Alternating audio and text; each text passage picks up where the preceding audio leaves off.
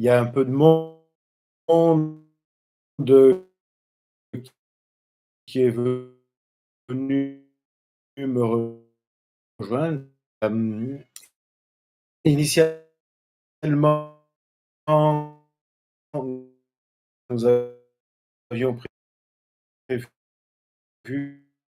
avec le conseil presbytéral pour ce et ils avaient accepté de venir le, vendredi aujourd'hui, sans cacher, grâce vers une interprétation par le quatuor Girard.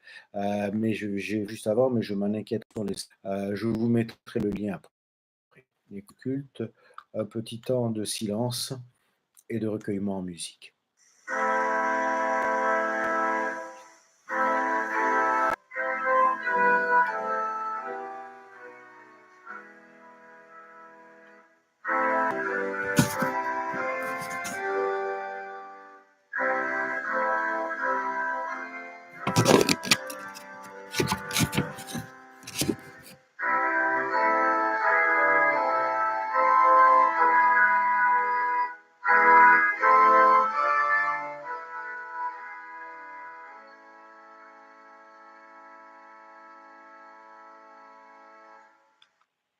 Avec l'interface dont je dispose, je n'y ai pas accès. Éclairé et réconcilié avec Dieu. Nous étions devenus pour lui des ennemis et de lointains étrangers, et elle nous a rendu son amitié et rapprochés de lui. Elle est pour nous la destruction de l'inimitié, le gage de la paix, le trésor de mille biens. La croix, le vrai chemin. Nous ne demeurons plus hors du palais royal car nous avons trouvé la porte. Nous ne craignons pas les traits enflammés du diable car nous avons découvert Évangile de Jean, chapitre 10, verset 11. Grâce à la croix, nous ne redoutons pas l'usurpateur puisque nous siégeons à côté du roi.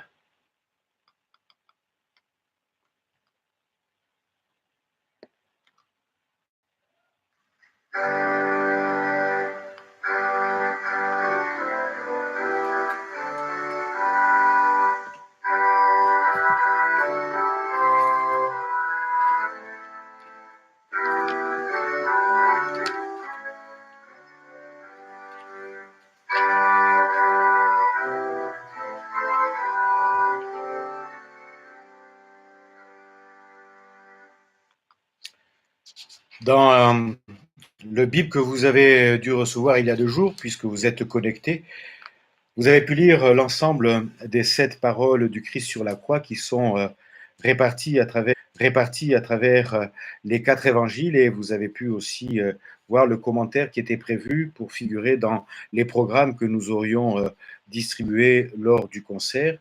Je vous invite à réentendre dans l'évangile de Luc, au chapitre 23, le passage où il est question de la dernière parole du Christ en croix. C'était déjà presque midi, et il y eut des ténèbres sur toute la terre jusqu'à 3 heures, le soleil ayant disparu. Alors le voile du sanctuaire se déchira par le milieu. Jésus poussa un grand cri, il dit, « Père, entre tes mains, je remets mon esprit. » Et sur ces mots, il expira. Peut-être avez-vous été surpris par le texte que j'ai lu juste avant la lecture biblique. Ce sont des paroles surprenantes. C'est un texte très vieux. Il est écrit par Jean Chrysostome qui a vécu de 344 à 407. Vous voyez si ce texte est vieux. Jean Chrysostome, dont le nom veut dire bouche d'or. C'était un père de l'Église. Il nous suggère à travers ce texte de voir dans le vendredi si particulier qu'est ce vendredi de la Passion, non pas une défaite, mais une fête. Non pas l'échec, mais la victoire. Surprenante et certainement décapantes paroles qui nous prennent à contre-pied, à contre-vue parfois, qui viennent mettre à bas tous les édifices religieux et compassés que nous construisions malgré tout et parfois durant le carême. Paroles d'espérance et de joie qui viennent nous dire laissez tomber vos masques, arrêtez avec vos faces de carême. Alors oui, je peux considérer que ce sont des paroles heurtantes et choquantes qui viennent nous déranger dans notre petit quant à nous spirituel. À la fin de ce temps liturgique du carême, au cours duquel les pratiques et les liturgies, parfois un peu doloristes, il faut bien le reconnaître, nous tiennent lieu de viatique. Comme si ces pratiques liturgiques suffisaient à répondre à ce que le Maître attend de nous. Comme s'il suffisait de faire comme si on était triste durant cette période. Comme si se lamenter parfois jusque dans sa chair pouvait nous garantir une quelconque authenticité. Oui, paroles bousculantes qui viennent nous dire qu'il faut se réjouir avec la croix, même s'il y a mort d'homme, même si la croix reste un supplice ignoble. En fait, non pas même, mais à cause de cela. Parce que cette croix par laquelle on pensait annihiler à jamais le projet de Dieu pour les humains devient le signe et le symbole même de sa suprématie. La croix, frères et sœurs, n'est pas la fin, c'est tout le contraire. Elle est le point de départ. Elle n'est pas le bout du bout, mais elle est au contraire le commencement. La réalité est toujours autre que ce qu'elle donne à la voir, et le supplicié mourant deviendra bientôt le vivant à jamais. C'est cela. Le sens de la croix, c'est cela que Chrysostome vient nous rappeler à travers les siècles. L'évangile de Luc nous rapporte qu'au moment où Jésus meurt sur la croix, le voile du temple qui séparait le lieu saint du lieu très saint, dans lequel seul et une seule fois par an entrait le grand prêtre, l'évangile de Luc nous raconte que à ce moment-là, au moment où Jésus meurt sur la croix, le voile se déchire. Le lieu très saint devient visible par tous, ouvert pour tous, accessible à tous. Il n'y a plus de lieu à part dont l'accès serait réservé à quelques-uns seulement. Il n'y a plus de pratique à part qui serait le privilège de quelques-uns seulement, rendant inutiles tous les rites sacrificiels à accomplir pour se rapprocher de Dieu. Frères et sœurs, c'est ici qu'il nous faut être clairs sur le sens de la croix. Jésus n'est pas passé derrière le voile, comme l'écrira à tort l'auteur de l'Épître aux Hébreux. Il n'est pas un souverain sacrificateur, il n'a pas offert de sacrifice, au contraire, sa mort a déchiré le voile de bas en haut, a offert de sacrifice, au contraire, sa mort a déchiré le voile de bas en haut pour en faire un chiffon dérisoire. Au pied de la croix, selon les trois premiers évangélistes en tout cas, est célébrée la fin de toute organisation du sacré. Tout est déchiré, tout est mis par terre.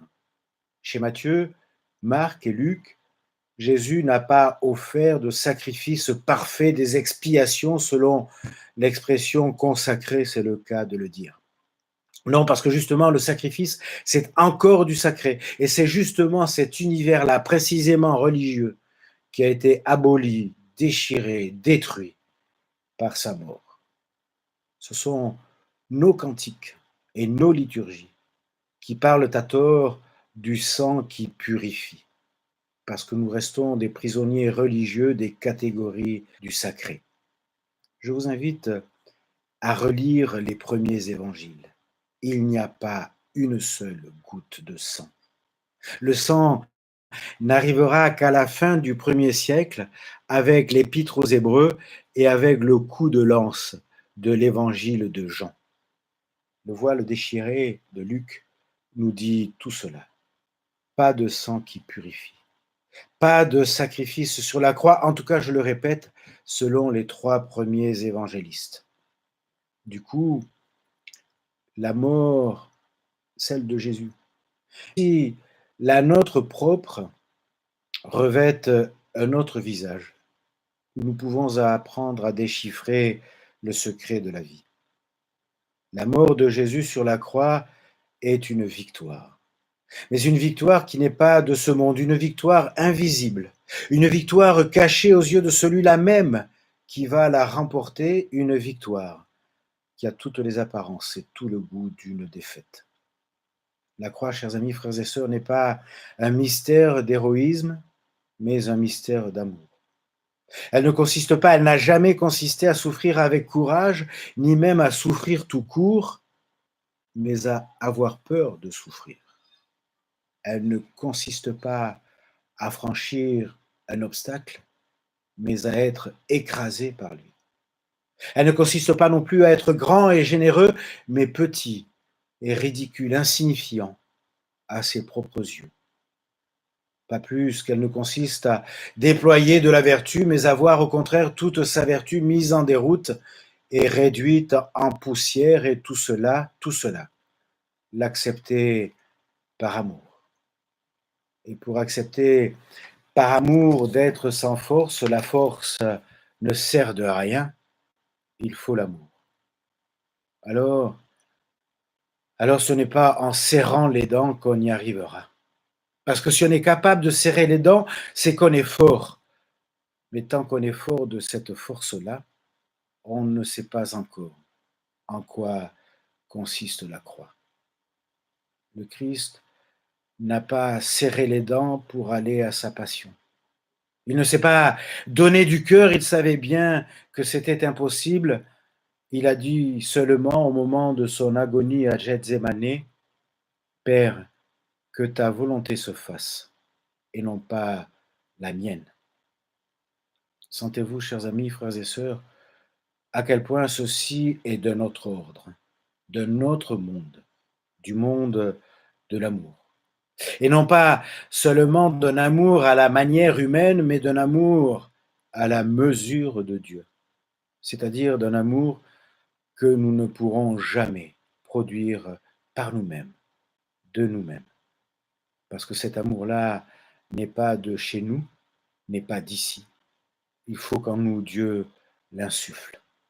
Et c'est pourquoi nous pouvons non seulement méditer la 7e parole de la croix, mais surtout nous l'approprier comme enfants d'un même Père, comme enfants de celui du Père de Jésus-Christ, et dire nous aussi, Père, je remets mon esprit entre tes mains. Paul l'apôtre nous l'a dit, nous sommes appelés à connaître la puissance de la résurrection du Christ dans notre vie sur cette terre, toujours vécue à l'ombre de la mort. Nous ne pouvons pas ne pas éprouver l'effroi des choses qui passent et de la fin que bientôt, trop tôt toujours, sera pour nous notre propre mort. Mais dans la foi en Jésus-Christ, et dans cette foi seulement, nous pouvons dire à Dieu aujourd'hui, demain et toujours, Père, je remets mon esprit entre tes mains. Père, je te remets ma vie et ma mort dans un acte de foi, d'espérance et d'amour, auquel toi seul peux me rendre fidèle. Garde-moi dans ta paix, même si cette paix doit s'affirmer dans un combat de tous les jours contre ce qui me sépare de toi, des autres, du monde. Oui, chacun d'entre nous peut dire, Seigneur, entre tes mains, je remets ma vie. Amen.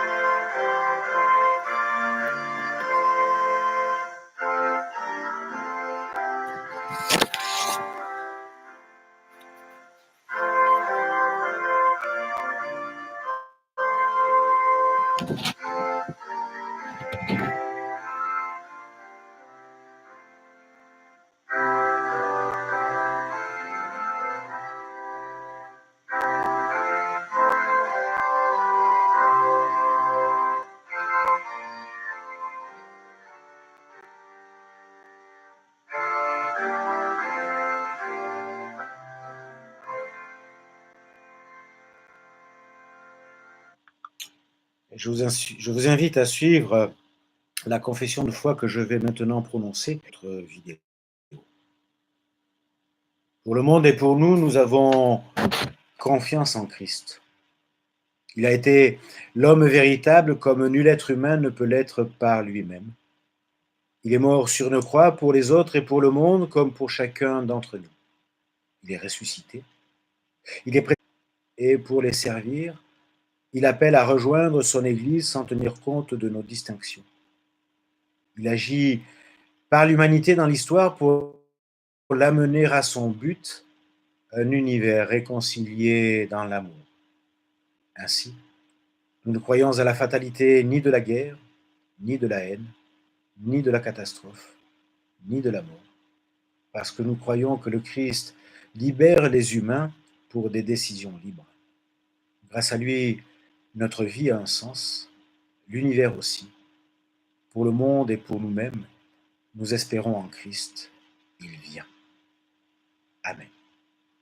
Et non seulement il vient, mais il est là où deux ou trois sont réunis en son nom, et nous sommes ce soir plus que deux ou trois, et je vous invite à la prière.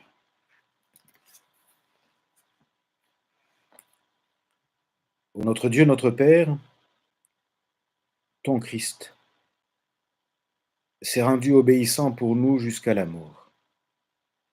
Par ses souffrances et par sa croix, rends-nous obéissants à ta volonté de Père.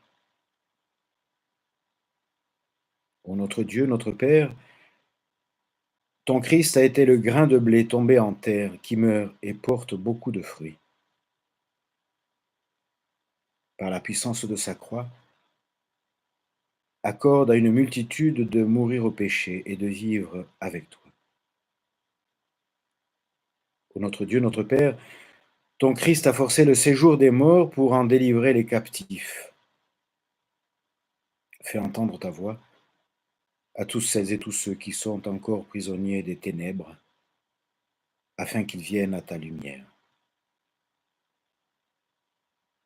Ô notre Dieu, notre Père, Dieu éternel et tout-puissant, tu t'es sacrifié toi-même en ton Fils pour le salut du monde. Et tu as ainsi mis le comble à l'amour dont tu nous as aimés dès le commencement du temps. Accorde-nous de reconnaître et de recevoir cet amour plus fort que la mort. Donne-nous de mourir à tout ce qui nous sépare de toi pour t'appartenir tous les jours. Dans la communion de Jésus-Christ, notre Seigneur, avec qui nous te disons, notre Père qui es aux cieux, que ton nom soit sanctifié, que ton règne vienne, que ta volonté soit faite sur la terre comme au ciel, comme nous pardonnons aussi à ceux qui nous ont offensés. C'est à toi qu'appartiennent le règne, la puissance et la gloire pour les siècles des siècles. Amen. Chers amis, je vous invite à recevoir la bénédiction qui nous est donnée de la part du Seigneur. Dieu a fait Seigneur et Christ, ce Jésus que les hommes ont crucifié, que la grâce de notre